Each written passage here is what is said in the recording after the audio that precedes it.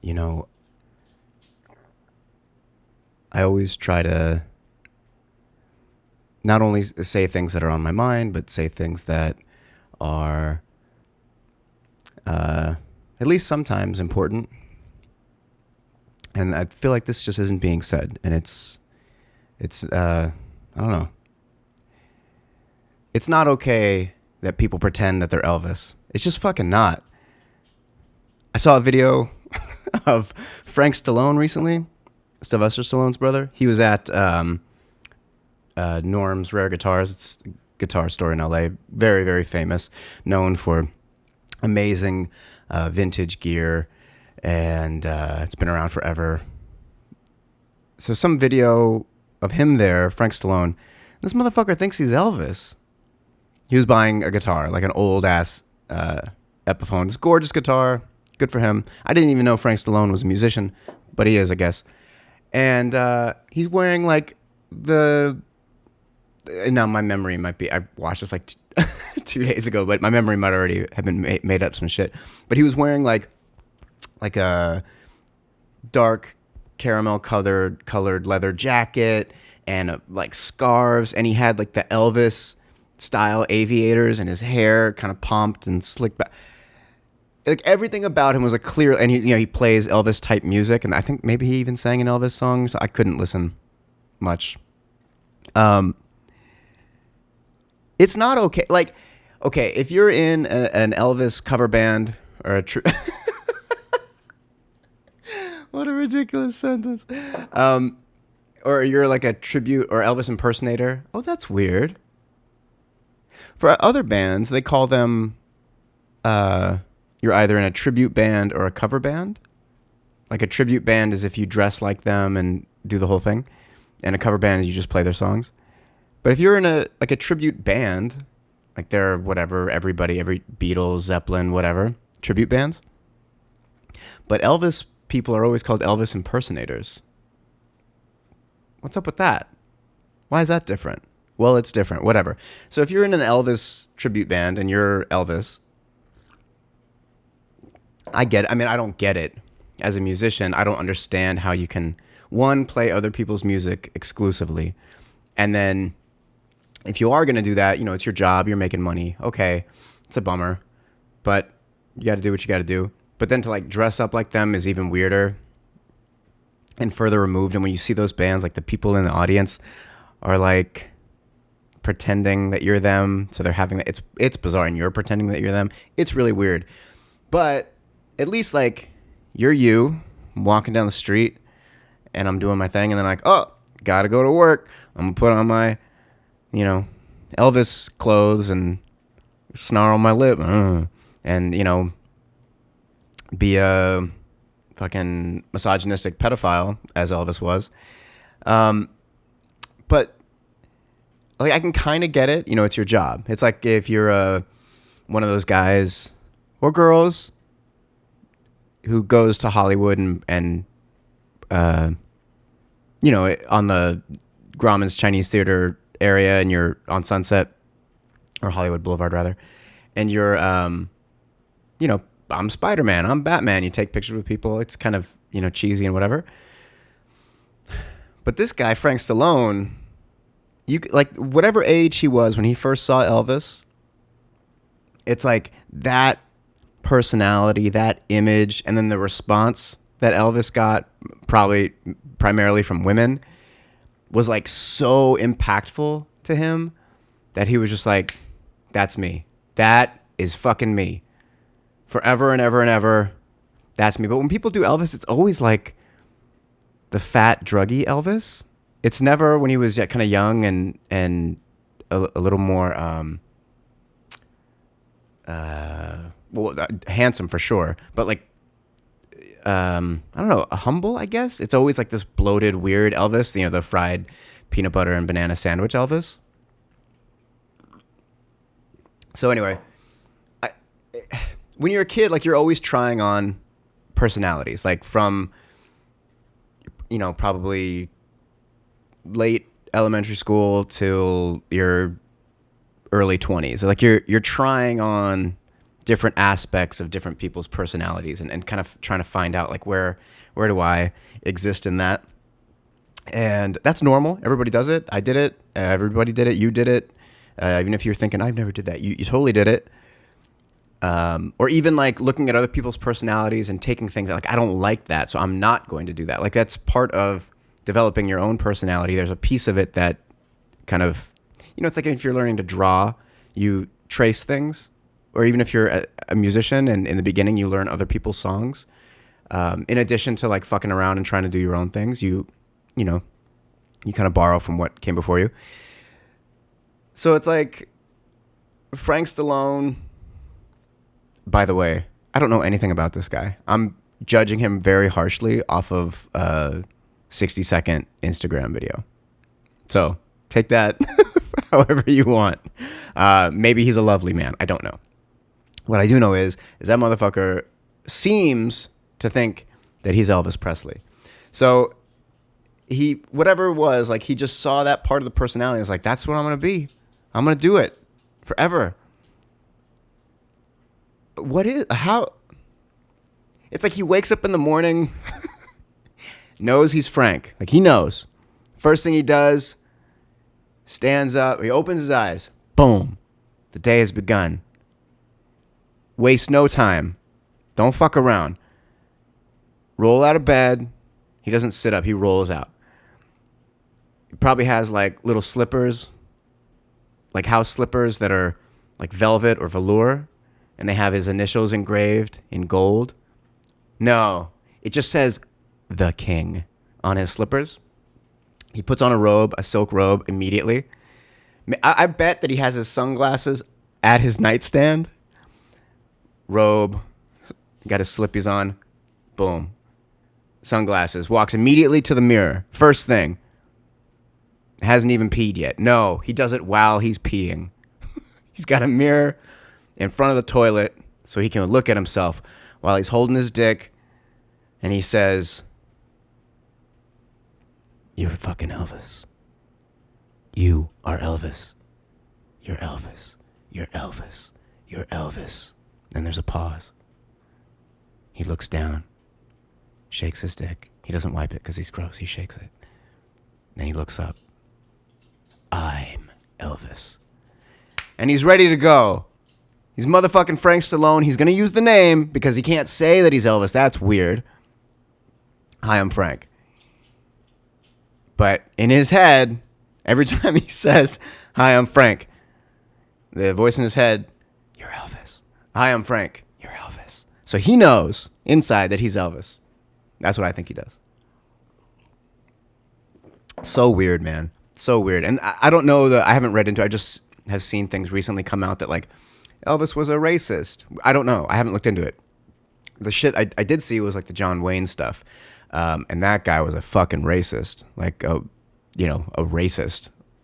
Black people are lower class, second, they're not the same as white people. White people should have, a place above. Like, he was a full-on racist and a piece of shit. Fuck that guy.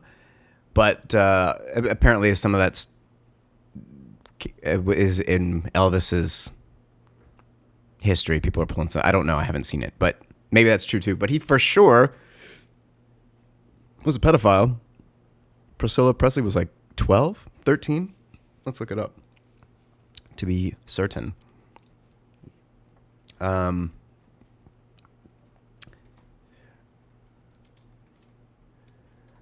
So she was, how old was when she moved in with Elvis? Or so when she met. Okay, here's what it says. Born Priscilla, whatever. The model and actress met Elvis Presley when she was just 14. Okay, so a first problem here is that you can make someone a model and actress at 14. Like, you're a fucking baby. That's so fucked up. Because one, like, as far as your growth, your fundamental growth, you're right in the midst of these formative years. And now you're going to be thrust not only into this light where you're constantly looked at, judged, you have too much influence, power. You're looking at yourself, making yourself perfect, but also now you're going to be around people, adults, who are also pretty fucked up, and then they're going to have a really big impact on you. It's not okay. So she was 14. He was 10 years older. She was 24. He was already known. Let me read this. That's fucking crazy, man. Where is this? 8-minute wedding ceremony in 1967, and they split 6 years later. So the couple was married when she was 21. Oh, wait a minute. But they had a relationship prior to that, right? All right, let's get to the bottom of this, everybody. How old was Priscilla Presley when she started dating Elvis? There we go. All right. So an 8-year courtship. 21 when they married, 14 when they met, but they were dating. Jesus Christ. Yeah. That's... Yikes. Okay. So that's the guy that people love to be because he stole a bunch of songs from black artists and fucked kids. Good job, Elvis, and good job, Elvis impersonator. And Frank Stallone. This one's for you. I don't get it, man. I don't get it. How can you, just all day, it's just, I'm Elvis. I'm fucking Elvis, baby. You're the king. You're the king. Do you guys talk to yourselves? I talk to myself. For sure talk to myself. I'm talking to myself right now. But I will go over my wants and goals and needs and things like that. And, if I'm fucking up a lot or really making bad choices or feeling a lot, I will ask myself, what's going on for me? Or who's showing up for me? Those questions are relatively new within the last few years. And that's 100% a result of being in therapy and coping with these things or attempting to cope with these things, practicing coping with these things in a healthy manner. Where before I would just ignore it, not acknowledge it, not even know it was a thing, or everything was always very punitive. But I talk to myself all the time. You should too. If you don't, you're missing out. You should talk to yourself. I have a mosquito bite on the bottom of my foot, under my foot. Mosquitoes are fucking dicks. My whole leg was out. And he, it, she, they went for the bottom of my foot. It's really fucked up. And it's like, so I'm constantly like jumping around and doing stuff because of work. It's never going to go away. It's never, ever, ever going to go away. I got the album artwork straightened out. I was really struggling with it for a couple weeks. I don't know what the fuck I'm going to do. I don't like naming things. Anything other than the project itself, like in my case, music. So the art is music. That's what I'm concerned with. That's what I want to make. I don't like naming songs. I don't like naming bands. I don't naming albums and then doing artwork and stuff. Like it just feels so contrived, like and pretentious to me. The band name, I don't have a great, some artists I hate that term. Some musicians will use their name as, their real name as their stage name as well.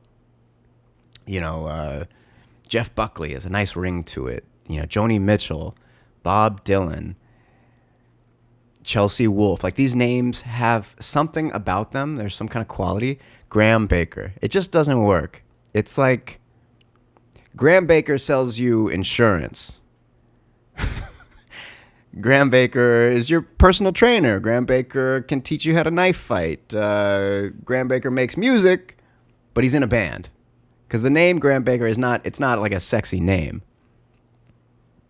Like, Graham is all right. That could be all right. But Baker is not sexy at all. I'm sexy, but in spite of my name. So, so anyway, Gray House is what I'm calling this, what? Project? My band? It's just me. You want to hear my band? Gray House, that's what my name means, Graham. It's, Gray House or Gray Homestead. I don't know what the fuck that means, but that's what it means. That's why growing up, my mom, sister, grandma, they would always call me Gray. That's why my son is named Grayson, which wasn't even my idea, but I love that name. So, even naming, Gray House was, okay, well, how do I make it as close to my name so that I can kind of wrap my head around it, that it's not super pretentious, that I can just, it's me. It's just the meaning of my name, and I like the way it sounds and the imagery it evokes. So it's cool. I like it. But even like naming the record, it's a name I've had for a long time.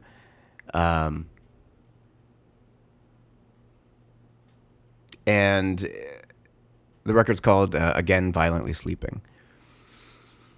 And that's something I thought about forever. So for me, when I'm going through a lot of shit, and this has been since I was a child, and I'm going through a lot, because if you don't kind of process and work through the things you're going through, they will manifest somewhere.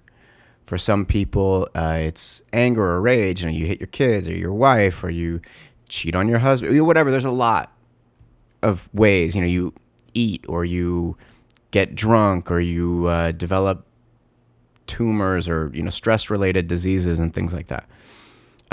For me, one of the ways that my stress or pain and anxiety would manifest is that I would kind of violently lash out in my sleep. Ever since I can remember. So when I was thinking of the album and the things I wrote about, it's all the types of the things I wrote about on the record are things that were really, really like painful things I was going through, some old, some recent, and they're memories or experiences from a time while I was sleeping that way.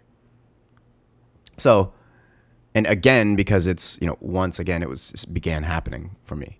And so, it had some kind of purpose. And, I like the sound of it as well. I like that word, violence. It's just a good sounding word.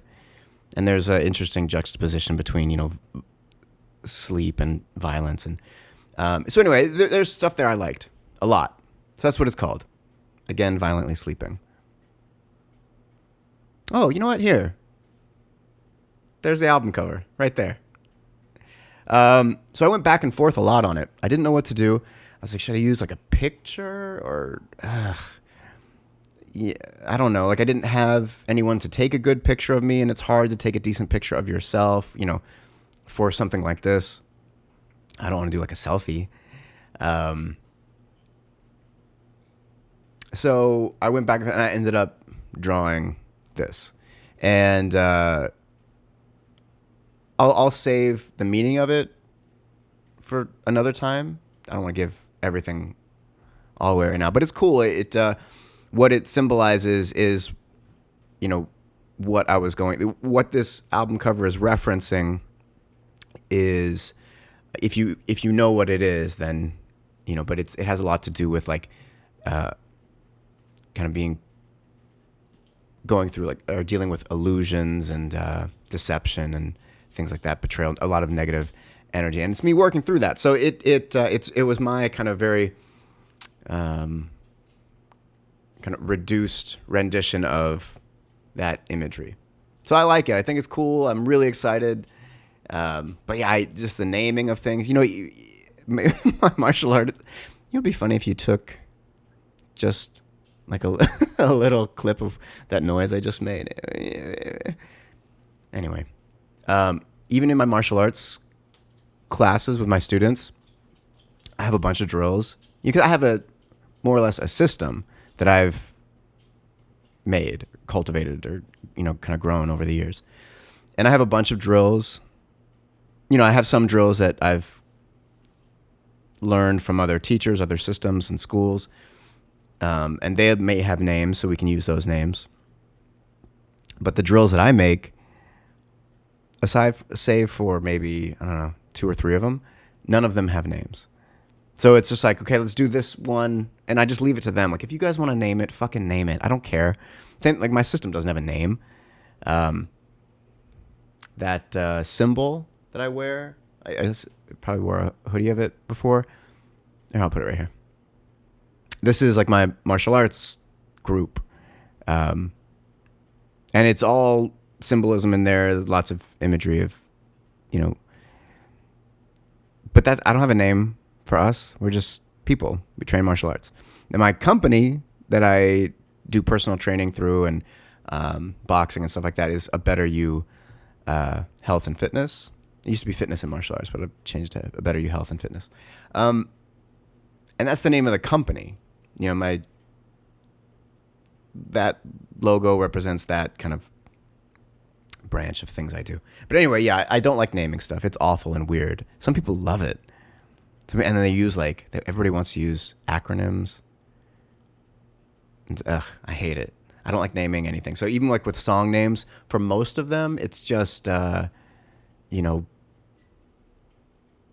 a word from the song or like a very, very broad overview of what the song is about, but I can't get into it. I could never name, like if I was in a like a post-rock band, like Mogwai or something like that, I could never name, they have like sentences for their song titles. I could never do that. It's so ridiculous. But anyway, let me get some more coffee.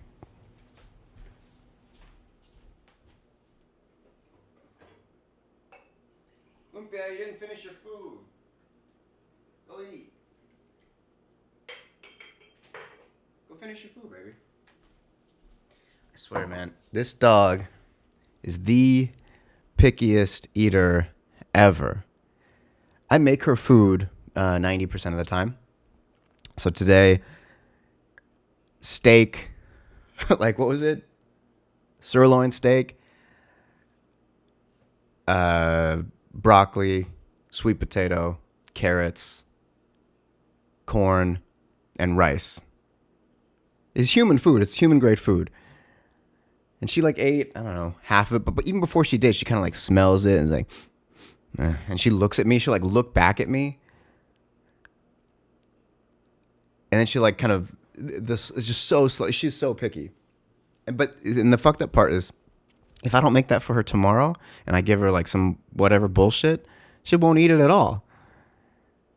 A couple weeks ago, I made her salmon and rice. She loved it.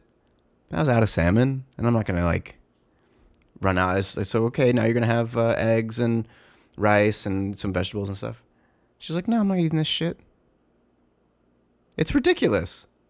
But if that is something that happens with your dog, here's the thing. She won't starve herself to death. She'll eat. Eventually, she'll eat. So the worst thing you can do is go oh, they're not eating it. People, if their dog doesn't start eating it in 30 seconds, they freak out. Oh, they don't like it. I need to make it better for them. And no. Make the food and walk away. So with her, I made the food and I walked away. And eventually she ate most of it. And there's some left, but she'll get to it eventually. Or maybe she won't. But here's the thing. She won't starve herself. When she gets hungry, she'll eat the food. So it's you can't cater too much to them because then it never ends. Dogs are as sweet and dopey as they are. They'll always test how far they can push and how much they can lead you. So, if they don't want to eat the food, as long as it's, clean, there's nothing wrong with it, just leave it. And if they don't eat, at the end of the day, you throw it away, give them food the next day. The same thing. They don't eat. Eventually they'll eat and they'll realize okay, this is what it is. Some dogs are super stubborn and it takes a long time. She's half husky. So in particular, huskies are very stubborn. Or if you don't want to use that word, they're very particular. They're stubborn. Pit bulls are real agreeable. And they'll kind of just go with everything. They're the sweetest dogs, but that's her other half. But the husky part, Crazy picky. Huh. Olympia.